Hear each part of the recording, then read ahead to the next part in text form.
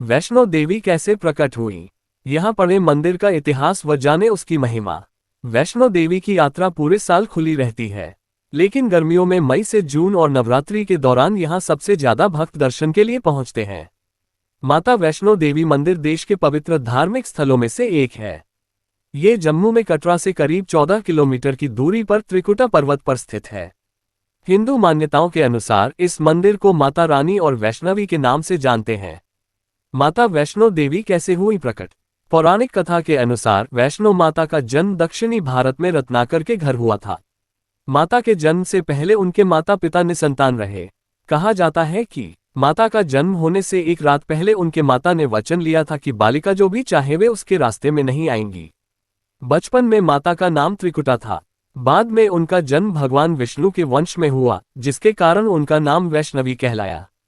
वैष्णो माता का इतिहास मान्यता है कि माता वैष्णो देवी ने त्रेता युग में माता पार्वती, सरस्वती और लक्ष्मी के रूप में मानव जाति के कल्याण के लिए एक सुंदर राजकुमारी का अवतार लिया था। उन्होंने त्रिकुटा पर्वत पर तपस्या की थी। बाद में उनका शरीर 3 दिव्य ऊर्जाओं महाकाली, महालक्ष्मी और महासरस्वती के सूक्ष्म रूप में विलीन हो गया। माता वैष्णो की महिमा। मां वैष्णो देवी मंदिर की कहानी और महिमा के बारे में माना जाता है कि करीब 700 साल पहले मंदिर का निर्माण पंडित श्रीधर ने किया था। श्रीधर एक ब्राह्मण पुजारी थे।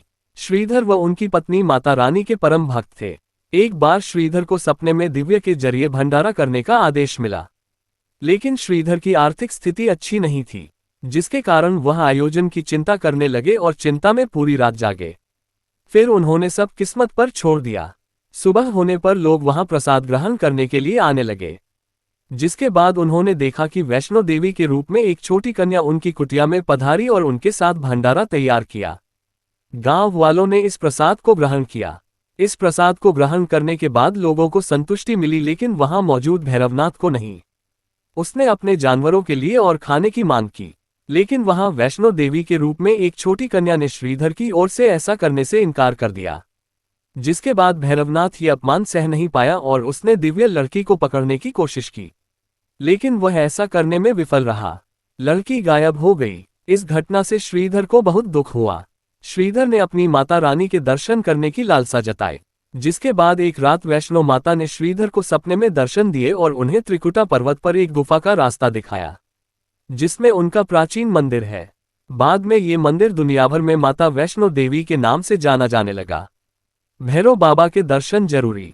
धार्मिक मान्यता है कि मां वैष्णो देवी के दरबार में आने वाले श्रद्धालुओं की यात्रा तब तक पूरी नहीं मानी जाती, जब तक भक्त भैरव घाटी जाकर मंदिर में भैरव बाबा के दर्शन न कर ले।